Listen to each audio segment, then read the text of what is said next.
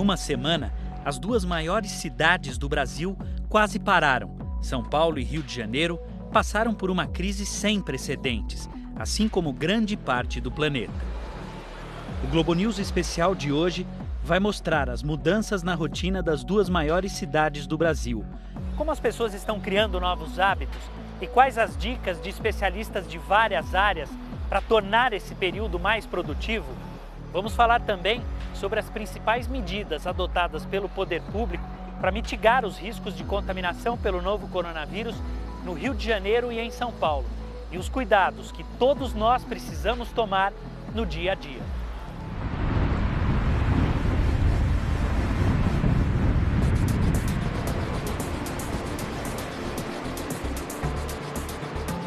A gente veio para o Copan, que é um prédio icônico aqui no centro de São Paulo. É quase que uma mini cidade no meio da metrópole. A pandemia do novo coronavírus mudou muito a rotina dos quase 5 mil moradores aqui. E o Copan não é só um prédio residencial, é também comercial. Tem uma galeria com dezenas de lojas aqui no térreo.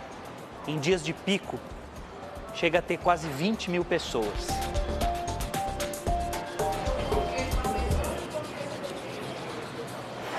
E é muito visível que o movimento caiu demais.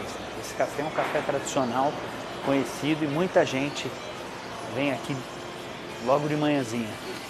Mudou muito a rotina? Sim, aqui sim, muito, né? Esses dias aí, depois desse coronavírus ter aparecido aqui, né? Caiu quanto o movimento? Mais de 50%. Você não tá vendo, ó? O cliente, o freguês no balcão, não sei, o movimento caiu muito. A gente atende aqui muitos ingleses, pessoas muito de fora que conhecem, porque o café é muito famoso, né? Então, acabou. A cafeteria do Copan é quase tão antiga quanto o próprio prédio. É parada quase obrigatória de moradores, turistas e de pessoas que trabalham na região central de São Paulo. Hoje já veio gente tomar café? Como é que foi? Muito pouco. Muito pouco. Por exemplo, você está vendo, nesse momento não tem ninguém. Nessa hora nós estamos na correria, nós dois aqui no balcão. O dono já falou em fechar por um tempo? Não tem como fechar. E como é que vai pagar as contas? Como é que vai pagar os impostos? Como é que vai pagar? Eu vou chegar no final do mês e eu vou querer receber o meu salário. Eu tenho meus compromissos, eu tenho minhas obrigações a fazer. Como é que está o dia a dia aqui? O dia a dia está... Do jeito que vocês estão vendo, né? Do jeito que vocês estão vendo, né? Adelino é proprietário da cafeteria há 42 anos e se preocupa com os reflexos da queda no movimento. Tá difícil, né? Aí fica nós dois aqui o dia inteiro assim, ó, de braços cruzados, esperando quem é o próximo, quem vai entrar, quem vai chegar. A gente depende do trabalho da gente, né? Se eu perco meu trabalho, como é que eu vou pagar minhas contas? Como é que eu vou pagar o meu aluguel? Como é que eu vou, né? A senhora mora sozinha? Eu e meus 3 cachorros. Ainda tem essa família para sustentar, né? É fácil. O senhor tem medo? Eu tenho medo, acho que eu tenho medo. Quem é que não tem medo? Uma crise dessas aí, por compromissos todos. Eu tenho condomínio, tenho folha de pagamento, tenho guarda-livre, tem tudo que é imposto. E com quem a senhora conversa, com as poucas pessoas, é só coronavírus? Só coronavírus. Não tem mais assunto.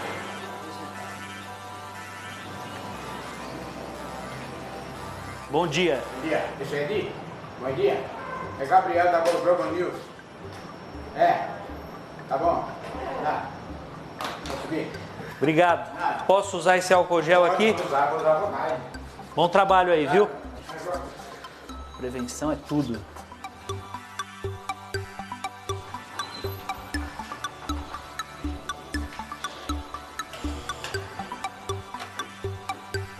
Dá licença. Vem dentro.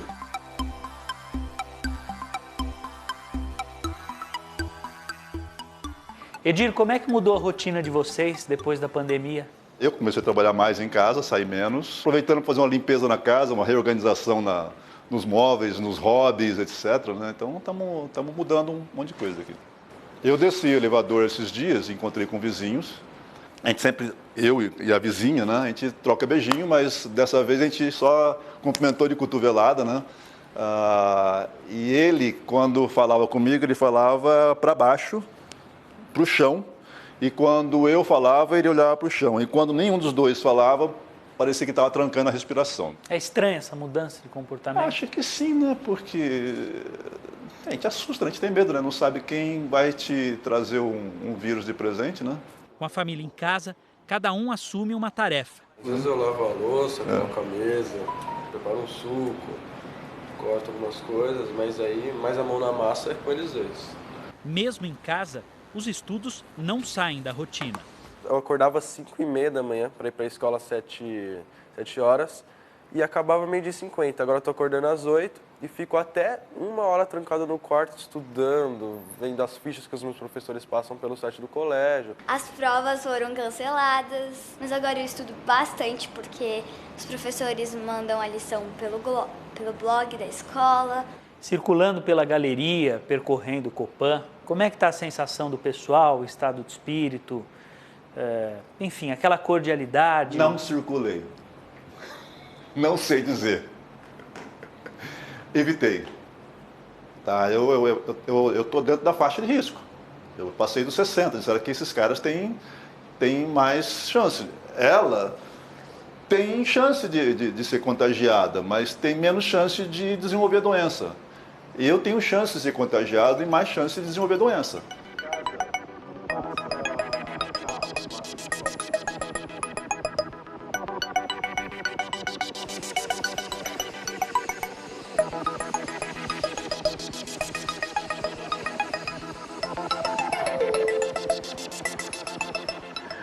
Mudou muito a rotina aqui no Copan? O Copan faz um trabalho de prevenção desde o H1N1. Né? Quando teve lá o problema em 2008, a gente já começou a mudar a rotina aqui dentro. Né? E uma delas é cuidar muito bem dos elevadores e das áreas comuns, como sempre fizemos. Afonso é síndico do Copan desde 1993. E como é que estão os moradores? O comportamento, o pensamento, o dia a dia? Preocupados. Dá para perceber isso, especialmente nas portarias. Quando eu fico nas portarias para conversar, eu sinto já um certo cuidado. É triste ver o Copan assim? É. Só você imagine que 12 anos atrás, eu tinha um movimento de quase 20 mil pessoas aqui dentro. Foi caindo. Olha o que você está vendo agora. Agora, ó, é 12h07, então é um horário que começa a encher a galeria das pessoas que buscam os restaurantes, né? E está vazio, né? Nós teríamos agora, calculando por baixo, 100 a 150 pessoas. 150 pessoas? Você não encontra ninguém. Nem parece que é horário de almoço. Nem parece que é hora de almoço. Aqui enche, está vazio. Vazio o restaurante? Vazio. O movimento caiu mais ou menos quantos por cento? Vocês faziam quantas refeições por dia? No nosso caso, já se nota 40%. Quantas refeições saíam no almoço? Aqui, em média, de 50 a 55. A gente já está servindo 25, 27. O que a gente está trabalhando muito é para viagem, mas quem mora aqui por perto tem a possibilidade, a gente está pondo no Instagram, de ligar, de pedir, de reservar, chegar, pegar e levar. Mas está muito difícil. Margarete é a mãe de Milena e mantém uma agência de turismo dentro do restaurante da filha. Com a chegada da pandemia do novo coronavírus, o movimento caiu muito? O movimento é zero, tá? Eu só estou resolvendo pepino desde quando tudo começou. Nos últimos 10 dias tem sido bem difícil, porque eu tinha um grupo de navio que eu ia acompanhar, que foi tudo cancelado. A senhora teve que fechar? Sim, eu estou trabalhando na minha casa, né? Eu levei meu computador daqui, estou atendendo as pessoas de lá. A gente morou na Espanha um tempo, né, fora. E eu tenho uns amigos que estão lá, eu tenho outros amigos que estão na França. E as coisas que eles têm me falado de tudo que está acontecendo lá é alarmante, é muito triste, né?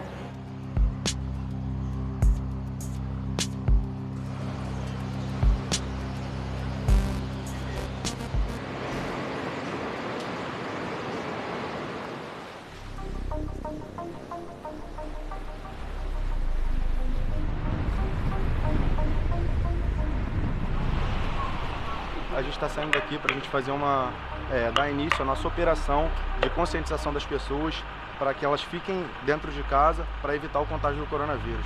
A gente está sendo nesse momento. Não tem sirene, né? Tem? Tem sirene? Faz o teste aí. A gente viu em outros países fazendo isso, nós temos o equipamento que usamos em outras situações e resolvemos criar um texto e fazer nas praias já no dia seguinte de manhã, isso foi decidido à noite, para de manhã a gente já estar nas praias presente e tentando estancar essa proliferação do vírus. Podemos contar com você? Bom dia a todos. A Defesa Civil Estadual pede à população que evite aglomerações nas praias. Por favor, para sua segurança... Terça-feira, praia de Copacabana, zona sul do Rio de Janeiro. Um dos pontos turísticos mais famosos do Brasil. Nossa equipe acompanhou o trabalho de alerta dos bombeiros sobre o coronavírus. O que vimos foi a orla cheia. Você sempre conta com o corpo de bombeiros. Podemos contar com você? Obrigado. Os comandantes de quartel estão detectando locais de aglomeração, principalmente praias, locais de muitos bares, e só com a conscientização das pessoas que nós vamos conseguir. Para a sua segurança, seus vizinhos, amigos e familiares, volte para casa. O momento é de conscientização. Faça a sua parte. Cada comandante de quartel está detectando os pontos de aglomeração da sua área operacional para adotar as mesmas medidas por todo o estado onde for necessário. A Defesa Civil Estadual pede à população que evite... Aqui em Copacabana, a gente detecta que as pessoas saem do metrô e vêm para a praia bem na reta de onde saíram do metrô. Então a gente já está avisando já no metrô, quando ele descer do metrô, ele já tem aquele estalo de que vai ser um problema. Você sempre conta com o corpo de bombeiros. Tá na nossa história, nós trabalhamos na epidemia de 1918, da gripe espanhola, faz parte da história do Corpo Bombeiro. Bombeiros morreram trabalhando nessa epidemia e nós vamos trabalhar também aqui para evitar que seja uma grande epidemia no estado do Rio.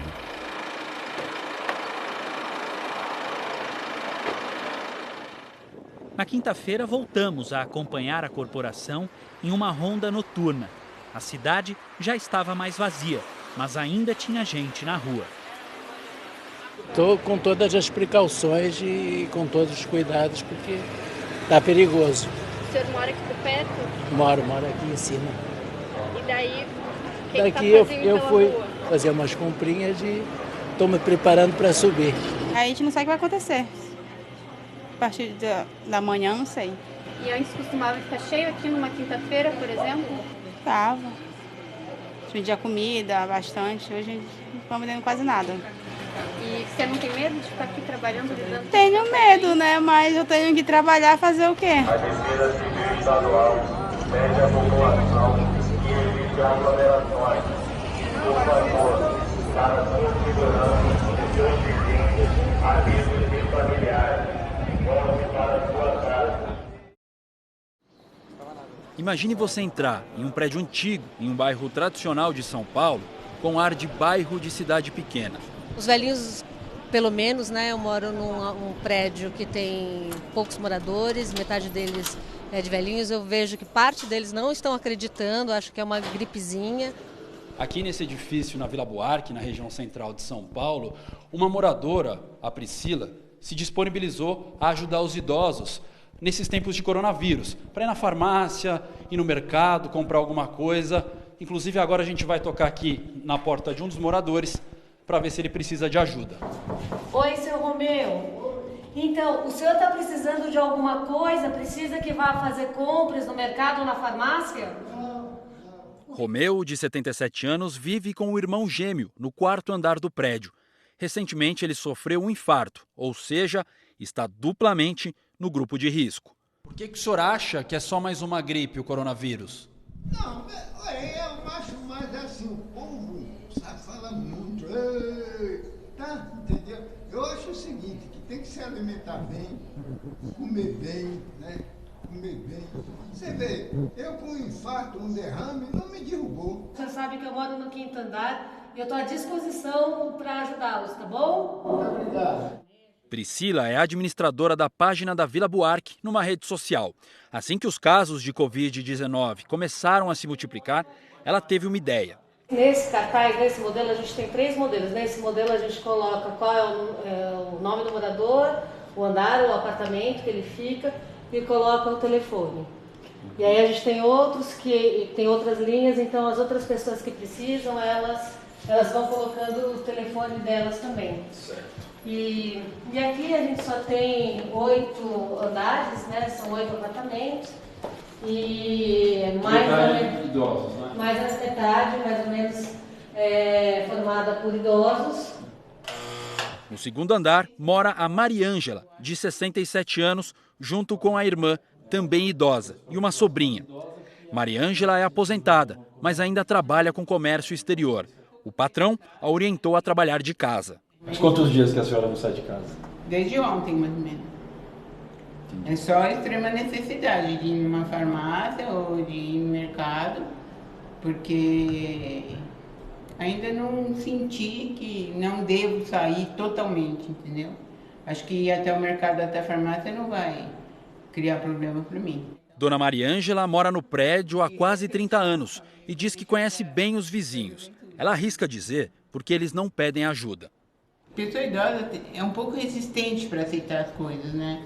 E também não querem perder a autonomia, né? E também não tem consciência, talvez, da gravidade da situação. A senhora está com medo? O que a senhora sente esses dias? Com receio, medo não. Né? Uma situação incômoda. Porque se você sai na rua, você vê que os outros te olham meio estranho, né? Como dizendo, o que você está fazendo na rua? O teu lugar é ficar em casa. E acho que não tem que ser tão agressivo assim. A farmácia mais próxima do prédio de Priscila fica do outro lado da praça, que estava lotada de gente, mesmo com o corona. No caminho, cruzamos com vários idosos, aparentemente despreocupados. Oi, tudo bem? Vocês estão com álcool gel? Chega, acaba. Tem muito idoso que vem aqui sozinho comprar as coisas? Alguns, não muito, a maioria mais é o público jovem mesmo. Para ajudar os moradores do bairro, a farmácia passou a fazer entregas em domicílio. Em um livro, os atendentes também colocam os telefones e endereços dos clientes de terceira idade que precisam receber os remédios em casa. Priscila não desiste de dizer que se a pessoa quiser mesmo, pode ajudar. Qual que é o serviço mais que vocês fazem aí no mercado, farmácia? Seria ir no mercado, em farmácias, preferencialmente. E além disso, a gente também fez um mapeamento de lugares que oferecem deliveries. Então, para as pessoas poderem comprar das pessoas que servem e produzem aqui mesmo no nosso bairro, né? Então, em vez de pedir num restaurante em outra localidade, vamos ajudar o comércio local. Então, isso as pessoas estão entendendo que faz mais sentido, de um modo global, essa interdependência que a gente tem entre todos.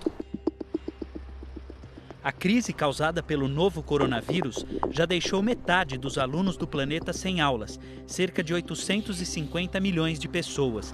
No Rio de Janeiro, as escolas públicas da rede municipal e estadual anteciparam um recesso de 15 dias de meio de ano desde segunda-feira. Os alunos das escolas do estado terão aulas online. A medida atinge mais de 1.400.000 estudantes. A rede particular também suspendeu as aulas. Só na cidade de São Paulo, cerca de 2.447.000 crianças estarão em casa pelos próximos dias. Nas escolas públicas municipais, alunos, funcionários e professores entraram em recesso na segunda-feira. Nas escolas estaduais, serão 2 semanas de recesso e 2 de antecipação de férias.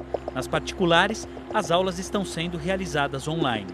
Um dos colégios mais tradicionais de São Paulo, com 3.200 alunos e 560 educadores, adotou estratégias e adaptações com a suspensão das aulas. Quando a gente começou a preparar e planejar as ações para esse momento virtual, esse foi um princípio. Tem que acontecer diversidade de metodologias, diversidade de recursos e a crença de que os professores têm força, autonomia e total condição de cuidarem então desse aprendizado que é novo. A escola teve que rapidamente adaptar seu ano letivo à chegada da pandemia do novo coronavírus. Alguns professores, pela fluência ou porque são professores do grupo de risco, com mais de 60 anos, grávidas, já estão gravando de casa e a gente já tem aí uma experiência de professores fazendo essa tarefa aqui e professores já trabalhando em suas próprias residências. Isabel é mãe de um adolescente e também está se adaptando à nova rotina do filho.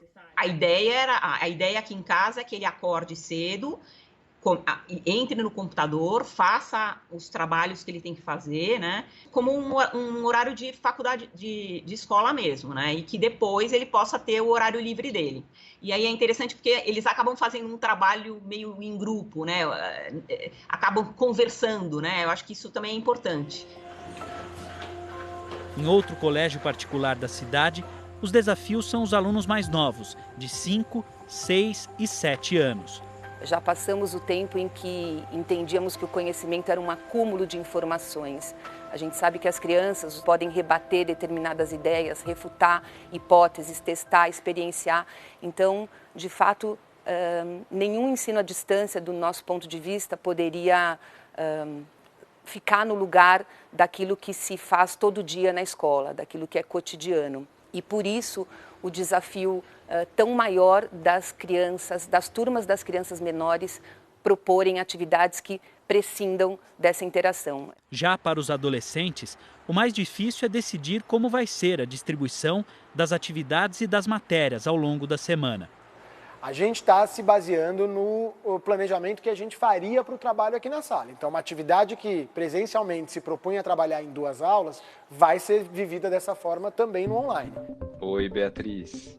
Então, quando for para digitalizar as tarefas que a gente fizer, você vai avisar? Vou avisar. Esses alunos vão viver agora uma nova forma de contato com a tecnologia. Na atividade escolar, o prazer não é imediato, né? Como é num game, como é numa série, num filme. Meu nome é Francisco, eu tenho 13 anos, eu já tenho quarentena faz um tempinho.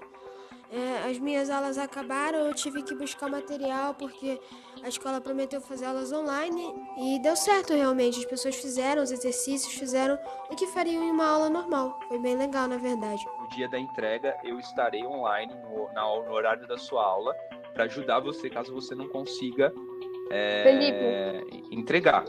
E essas lições continuam contando como lição de casa, tá bom? Tá sendo difícil, como ao mesmo tempo não tá sendo.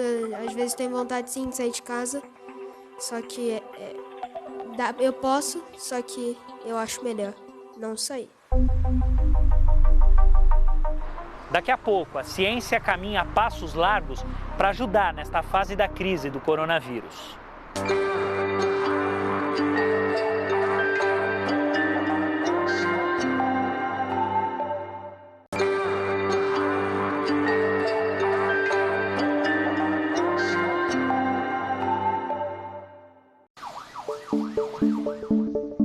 O Brasil é o país latino-americano que mais registra infecções pelo coronavírus.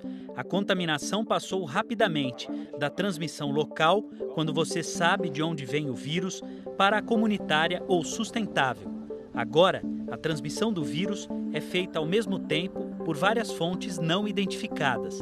As medidas para conter a disseminação foram aumentando durante a semana. Suspensão de escolas e universidades, fechamento de comércio, academias, eventos suspensos, home office. A ideia é evitar que as pessoas se contaminem. Em São Paulo, foi decretado o estado de calamidade pública e quarentena. A curva das pessoas diagnosticadas com a Covid-19 cresce exponencialmente.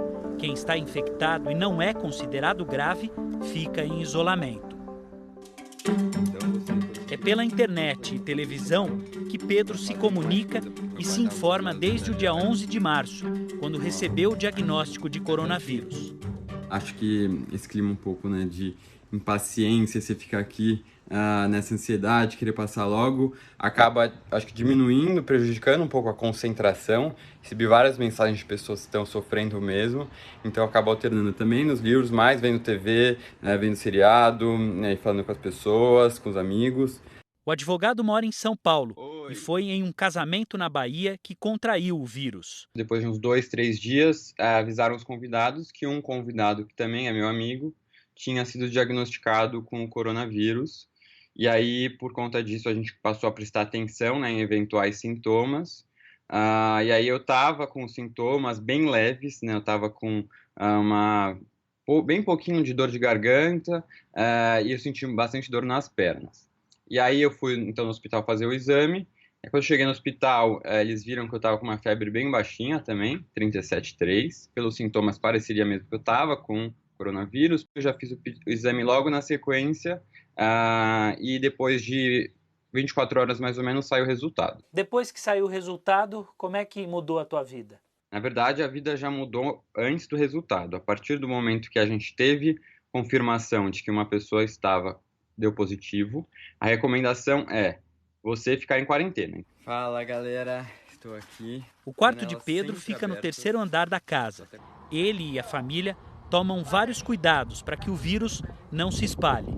Agora eu vou pegar também algumas coisas que eu pedi, né, água. Liguei para minha mãe e falei que água, ela também já colocou umas frutas. Então tá aqui, ó, embaixo na escada, vocês conseguem ver ali, ó, as garrafas de água.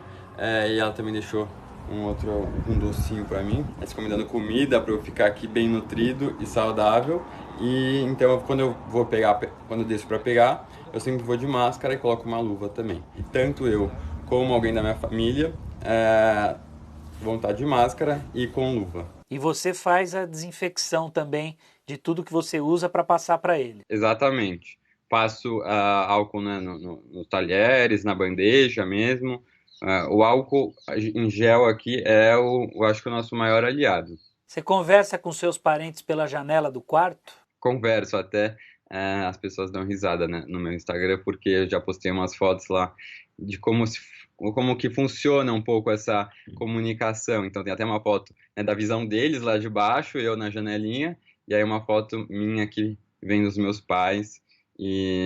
Porque eles também estão em isolamento, né? Então eles também não saem de casa, porque eles tiveram contato comigo. O ao vivo é só realmente a uma bela distância. Ó, a gente janta assim. Na terça, Pedro deixou o isolamento pela primeira vez para ir ao médico. Eu fui de carro, dirigindo, né? Porque como eu tô super bem, sozinho.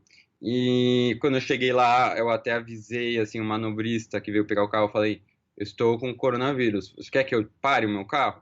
Aí falou sim, aí eu já parei numa vaga lá perto. Eles têm um andar que tem um espaço só para pessoas com suspeita ou que estão com o resultado confirmado. Então foi num lugar separado, o médico totalmente, né, com várias proteções, então desde a roupa, a máscara, a luva, e para poder me examinar. Mais um dia aí próximo de estar zerado. O isolamento do advogado está quase acabando e ele não vê a hora de poder, ao menos, circular pela casa. Considerando que eu estou sem sintomas hoje em dia, o médico está seguindo a orientação da Organização Mundial de Saúde, que é de 14 dias de isolamento. Então, né, e eu já estou há um tempo, então assim, acredito que nesse fim de semana, no domingo ou segunda-feira, se eu, né, continuar sem sintomas, eu já vou estar liberado. O que você mais quer fazer quando você sair do isolamento?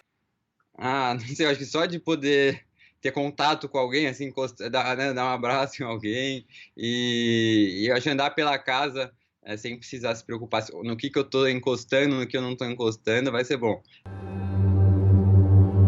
No domingo passado, dia 15, o número de casos confirmados da doença era de 200. Neste sábado, dia 21, já havia ultrapassado 1.100 resultados positivos. Logo, os Ministérios da Saúde e da Justiça baixaram uma portaria que determina a internação compulsória e permite a punição com multa e até a prisão de pessoas que não se submeterem ao isolamento compulsório, aos exames, aos testes e tratamentos. Os profissionais de saúde também poderão pedir ajuda à polícia se os pacientes não seguirem as orientações. E isto não foi à toa. A a Procuradoria-Geral da Bahia entrou com uma ação criminal contra um empresário paulista que viajou de São Paulo para o litoral baiano, mesmo depois de receber o diagnóstico positivo da doença. Ele contaminou pelo menos 3 pessoas, de acordo com o governo da Bahia. Diante do aumento dos números de pessoas com coronavírus em todo o país e do risco de um colapso de atendimento nos hospitais, o Conselho Federal de Medicina decidiu liberar a telemedicina em alguns casos específicos. Em ofício para o Ministério da Saúde, o CFM explicou que a medida é excepcional. As modalidades em que este atendimento pode ser usado são a teleorientação, o telemonitoramento e a teleinterconsulta, que serve para a troca de informações entre médicos. São quase 10 da manhã e nós estamos seguindo para o Hospital Albert Einstein, fica aqui na Zona Sul de São Paulo, para conferir como é feita a telemedicina. É o atendimento a pacientes via videoconferência. E logo que a gente sai da emissora, dá para ver que o comportamento do trânsito é diferente nesses últimos dias.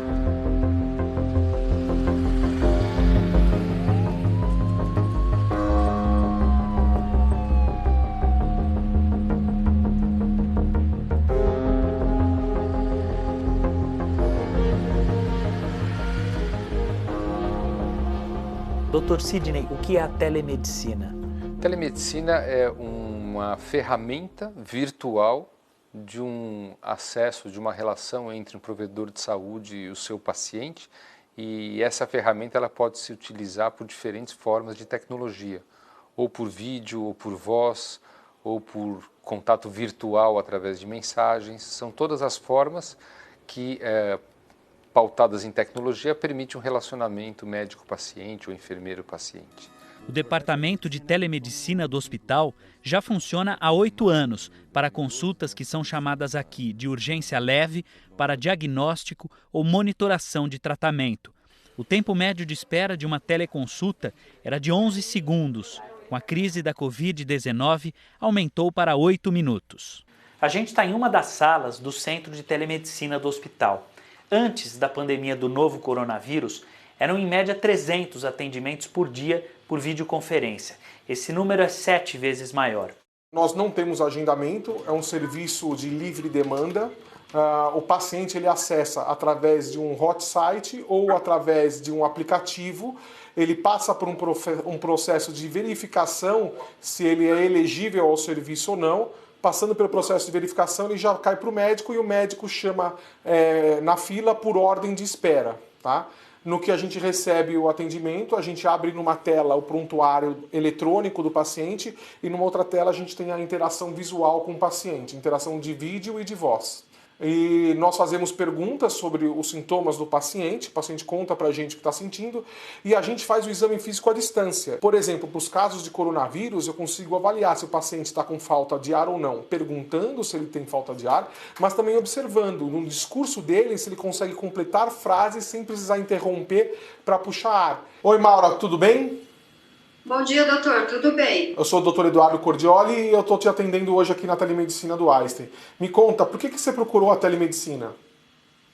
Porque eu tenho sentido muita dor no corpo desde ontem e essa noite eu comecei a sentir febre. Então eu estou muito preocupada. Eu queria saber se eu preciso procurar um hospital. Tá certo. Você está tendo tosse também? Um pouco de tosse, sim. Falta de ar você está tendo? Falta de ar eu não tenho. O serviço de teleatendimento do hospital avalia mais de 400 mil pacientes de planos privados e consultas particulares. O hospital desenvolve um projeto de telemedicina em parceria com o Ministério da Saúde desde o ano passado. Não tinha o cenário do coronavírus quando o projeto foi iniciado, onde nós vamos prover com telemedicina 120 municípios da região norte do país, num contato entre as unidades básicas de saúde de lá com o especialista aqui. São 120 municípios, começando pelo estado do Pará, que deveria se ampliar para este tipo de atendimento. Seguinte, Maura, nós estamos numa época de pandemia do coronavírus, tá? Os sintomas do coronavírus que você está me contando são parecidos com esse, mas também são sintomas de um resfriado comum não tem como a gente fazer a diferença sem fazer o exame. Mas não é necessário fazer o exame direto a você, porque você não apresenta sinais de alarme. A recomendação atual é que você fique em repouso domiciliar por pelo menos 7 dias, né? Passando esses sintomas, 7 dias. Se esses sintomas se persistirem, aí é 14 dias a recomendação de repouso. Você deve procurar a unidade hospitalar se apresentar piora dos sintomas. Quais são as pioras do sintoma? Principalmente a febre começar a aumentar, não ceder com antitérmicos. Se por acaso você ficar com... se você tiver falta de ar, dispneia, começar a ter dificuldade de fazer as coisas do dia a dia, se você começar a ter dificuldade de ter que parar para respirar, é sinal que você precisa ir para o pronto atendimento. A infecção pelo coronavírus começou com casos locais, quando se sabe a origem do vírus. O primeiro homem diagnosticado havia passado pela Lombardia, na Itália, em 25 de fevereiro. No dia 13 de março, o Ministério da Saúde declarou que já havia transmissão comunitária, quando não se sabe mais a origem das novas infecções em pacientes. Isto mudaria a dinâmica do contágio e ligou o alerta em comunidades pobres do Rio de Janeiro e de São Paulo. Eu sou a Ziza, moradora do Complexo do Alemão, tenho 69 anos, estou no grupo de risco, estou procurando fazer tudo certinho como a autoridade manda, né? Lavando as mãos, mas nem sempre com frequência, porque aqui quase todos os dias está faltando água. No Rio, são 763 favelas com cerca de 2 milhões de moradores. A Secretaria Municipal de Saúde afirmou que as unidades de atenção primária intensificaram as orientações de prevenção nestas áreas. O prefeito Marcelo Crivella disse que pretende levar idosos que moram em favelas para hotéis da cidade. Já na cidade de São Paulo, que tem cerca de 1.715 ocupações e mais de 2 milhões de moradores, a prefeitura colocou carros de som nas ruas próximas às comunidades para intensificar e alertar sobre as precauções a serem tomadas diante da pandemia. Fiquem em casa, evitem aglomerações. A situação das favelas e das comunidades pobres de todas as grandes cidades do Brasil e do mundo trazem uma dificuldade adicional grande. E essa dificuldade está relacionada, primeiro, com o estado social dessas pessoas. São geralmente populações bem mais pobres, com um número maior de filhos, com baixa renda e vivendo num ambiente muito propício, pela alta taxa de contato social, à propagação de um vírus desse tipo. Porque são casas muito próximas, poucos cômodos, cômodos que albergam um número grande de pessoas. Muitas das vezes as pessoas até compartilham a mesma cozinha, porque às vezes a casa do filho é um quarto com banheiro, não é bem uma casa. Nós temos também muitas casas que são kitnets, e às vezes você olha e você acha que é uma casa e são 5 kitnets. Porque são muitas pessoas e as pessoas têm que ter moradia. O impacto do coronavírus na favela é muito maior, porque além da violência, também sofremos com a falta de saneamento básico e a precarização da saúde. As informações de prevenção não condizem com boa parte dos moradores das favelas e periferias. Então nós vamos entender que a diferença ocorre e que nós temos com políticas públicas ligadas com associações de moradores e com a própria população, nós vamos ter que tomar medidas especiais e específicas. As formas mais eficientes de evitar a contaminação são lavar as mãos e o rosto com frequência e usar também o álcool em gel, medidas que podem estar distantes de muita gente das favelas e periferias. Como que a gente pode prevenir se não tem água para lavar a mão, se boa parte não tem condições de comprar álcool em gel?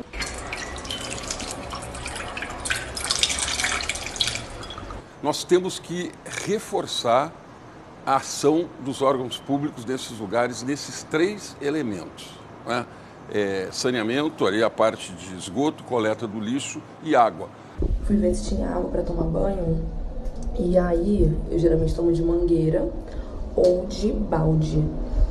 E aí hoje tinha água no chuveiro, pouquinho, mas tinha. Eu acho que nós temos que ter nas comunidades, em associação com as comunidades, nós devemos trabalhar com elas para que determinados kits de higiene estejam disponíveis. Ou seja, o governo vai ter que colocar nessas comunidades kits. E a outra é reforçar a atenção básica, reforçar a saúde da família imediatamente, reforçar as unidades básicas de saúde que existem em quase todas essas comunidades. A orientação é, só procure a unidade se tiver extrema necessidade, se a pessoa sentir que está com um problema, com algum sintoma grave do corona, está seguindo as recomendações. E, finalmente, a questão do transporte público, porque a grande parte da contaminação acontecerá exatamente no transporte público, apinhado de gente. Se existir um contaminado, vai facilmente passar o vírus. Então, nós temos que reduzir a densidade de pessoas nesses ônibus, trens e metrô. Né? E a maneira de fazer isso é ampliando a oferta e não reduzindo, como está se falando, e fazer com que as pessoas possam ir sentadas, não apinhadas, como a gente tem visto ainda persistir no transporte público. Em meio à pandemia e ao isolamento, gestos de solidariedade. A seguir.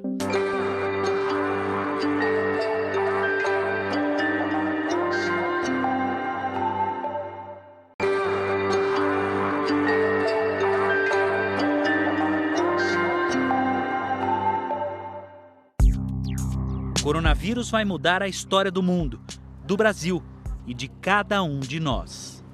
Em uma semana, muita gente passou a viver como Pedro. A rotina que eu tinha de sair para o escritório, ir para a academia, encontrar os amigos, tudo mudou. Hoje em dia eu fico 24 horas aqui. Ou como os filhos da Mariana. Está estudando o quê, filha? Ciências. O trabalho mudou de jeito, de lugar, de necessidade, de distância. Mudou os números da economia. E a gente vai tentar sobreviver atendendo as pessoas locais. Vai ser difícil. Não sei o que é que vai dar, viu? Vai quebrar muita gente.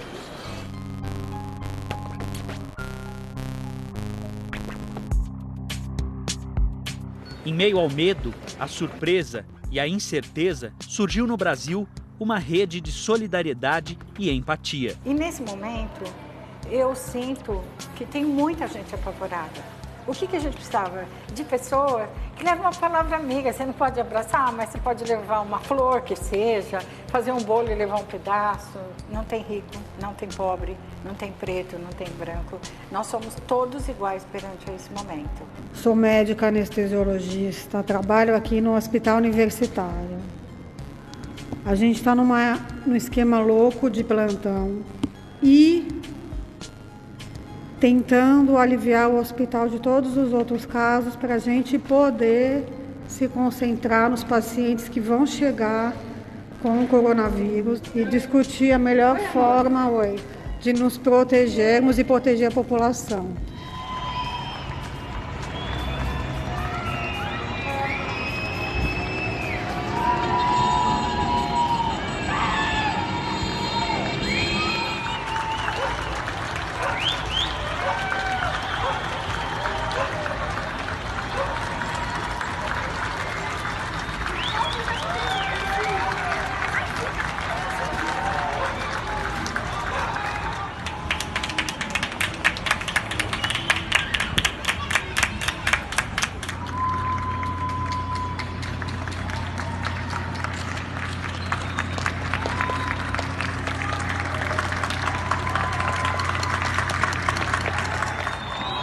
Galera da Rocinha, homenageando os médicos